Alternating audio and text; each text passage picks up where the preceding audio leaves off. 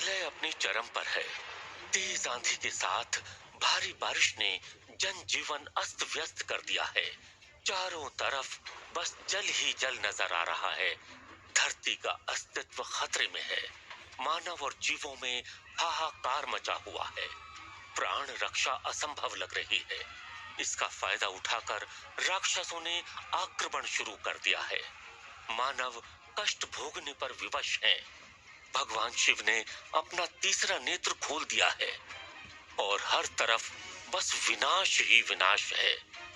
ऐसे में मां धरती अपने अस्तित्व और अपनी संतानों की प्राण रक्षा के लिए व्याकुल होकर पूरे ब्रह्मांड में सहायता के लिए भटक रही है, पर उन्हें कहीं से कोई सहायता नहीं मिल रही है।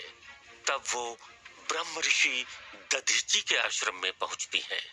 ऋषिवर, मेरी रक्षा कीजिए ऋषिवर। मुझ पर प्रलय का आगमन हो चुका है। मेरी सारी संतानें कष्ट में है ऋषिवर। एक मां होने के नाते उनकी पीड़ा मुझसे देखी नहीं जा रही। मेरा संपूर्ण अस्तित्व खतरे में है। अब आप जैसे ब्रह्म ज्ञानी ही इस संकट से उबारने का उपाय बता सकते हैं। धरती ने अत्यंत व्याकुल होकर ऋषि दधीचि से कहा, देवी, आप देवताओं की शरण में जाएं। वहीं इस अनर्थ को रोकने का उपाय मिल सकता है। दधीचि ने धरती की पीड़ा को समझते हुए जवाब दिया, नहीं नहीं, मैं ऐसा नहीं कर सकती। हयग्रीव ने ब्रह्मा जी के वेदों को चुरा लिया है। मानव का ज्ञान खो गया है। इससे रुष्ट होकर महादेव ने प्रलय का आह्वान कर दिया है और मेरे साथ साथ देवलोक भी अब सुरक्षित नहीं है। शायद यही विधि का विधान है और मेरा अंत भी।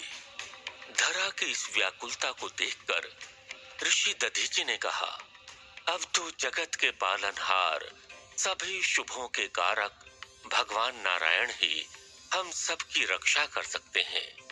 दधीचि ने अपनी आंखें बंद की और भगवान नारायण का ध्यान किया। ब्रह्म ज्ञान के स्रोत भगवान नारायण जो कण कण में बसे हैं, जो इस ब्रह्मांड के जनक और पालनहार हैं, उन्हें धरती की पीड़ा का ज्ञान ना हो, ऐसा हो ही नहीं सकता। परंतु विधि के विधान को रचने वाले नारायण अपने विधान से खुद भी तो बंधे हैं। दधीचि को ध्यान में स्वयं नारायण से प्रेरणा मिली और उन्होंने अपनी आंखें खोल धरती से मुस्कुराते हुए कहा, अब समय आ चुका है देवी, जिसकी इस ब्रह्मांड को सदियों से प्रतीक्षा थी।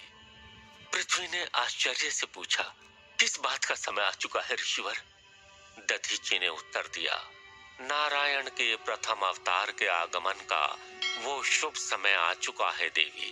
परंतु नारायण अभी योग निद्रा में लीन है। ये बात सुनकर धरती और व्याकुल हो उठी। अब क्या होगा ऋषिवर? मेरी रक्षा कौन करेगा? ये सुनकर ऋषि दधीचि मुस्कुराते हुए बोले, नारायण की कथा में अनंत कष्टों से मुक्ति दिलाने की शक्ति है। जो भी नारायण के जन्म की कथा सुनता है, उसके सारे कष्ट क्षण भर में मिट जाते हैं और अनंत सुख की प्राप्ति होती है। ये सुनते ही धरती का मन प्रफुल्लित हो उठा और उन्होंने कहा, तो विलंब न कीजिए ऋषिवर, मुझे नारायण के जन्म की कथा सुनाइए ताकि मैं इस महाप्रलय से बच सकूं। दधीचि मुस्कुराए और महाकल्याणकारी नारायण की कथा सुनाने लगे। ओम पूर्णमदः पूर्णमिदं पूर्णात् पूर्णमुदच्यते पूर्णस्य पूर्णमादाय पूर्णमेवावशिष्यते। हे प्रभु, हे विष्णु, आप पूर्ण हैं, ऐसे पूर्ण जिसमें से अगर पूर्ण निकाल भी दिया जाए तो भी पूर्ण ही शेष बचता है।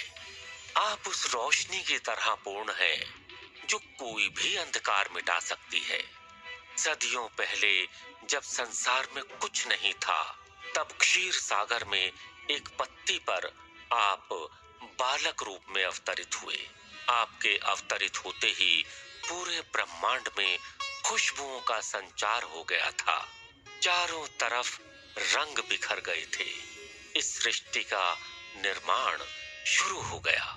फिर आपने अपनी माया से शेषनाग का सृजन किया, जिन्होंने धरती को अपने फन पर धारण किया और संसार को एक आधार मिला।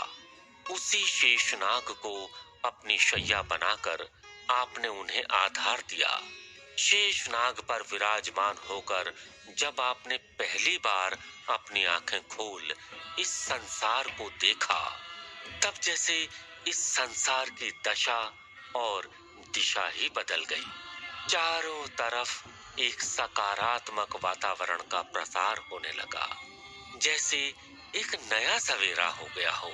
चारों तरफ अद्भुत छटा थी। प्रलय के बाद जिस निर्माण की आवश्यकता थी, उसका संकेत धीरे धीरे मिलने लगा था। आपके पुष्प के समान होठों पर मुस्कुराहट आते ही संसार में जीवन का सृजन हो गया। धरती रंग बिरंगे पेड़ों और फलों से सुसज्जित हो गई और ये धरती सांस लेने लगी। उस जीवन को दिशा दिखाने के लिए आपके मुख से फूटी पहली ध्वनि ओम। इस ध्वनि ने मानो आदि और अंत को एक कर दिया।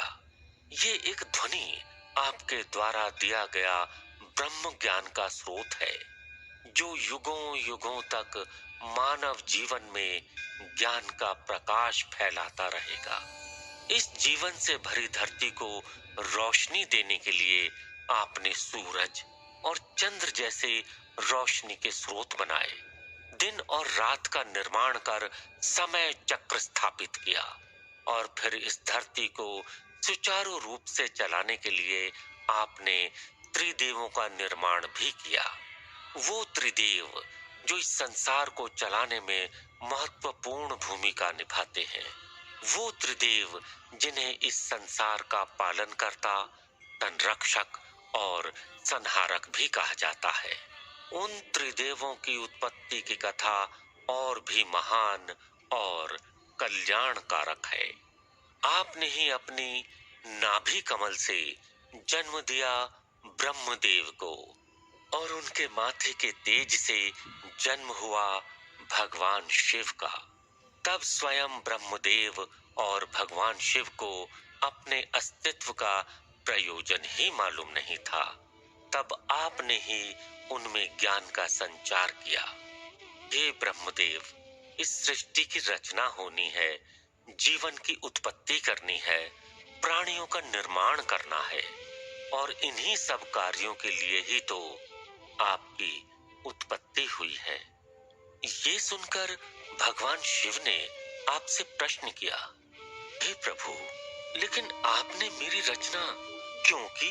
तो श्री हरि विष्णु आपने ही भगवान शिव की जिज्ञासा को शांत करते हुए कहा, हे शिव शंभु, हे महेश, अगर इस सृष्टि की रचना हुई है, शुरुआत हुई है, तो इसका अंत भी जरूरी है।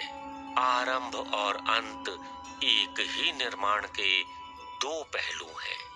अगर ब्रह्मदेव इस संसार के आरंभ हैं, तो आप इस संसार के अंत हैं। ब्रह्मदेव इस संसार के निर्माता हैं और आप संहारक हैं, और आप दोनों के बीच मैं स्वयं हूँ। मैं इस संसार का पालन करता हूँ। हे प्रभु, हे नाथ, आज वही संसार अपने अंत की कगार पर खड़ा है। इसका अस्तित्व मिटने वाला है प्रभु। अतः आपसे विनती है, आंखें खोलिए प्रभु और हमारी रक्षा कीजिए। कथा सुनते ही सबके कष्ट हरने साक्षात श्री हरि भगवान नारायण ध्यान मुद्रा से बाहर आ गए। सभी देवतागण उनकी जय जयकार करने लगे। ओम नमो नारायण, ओम नमो नारायण, ओम नमो नारायण।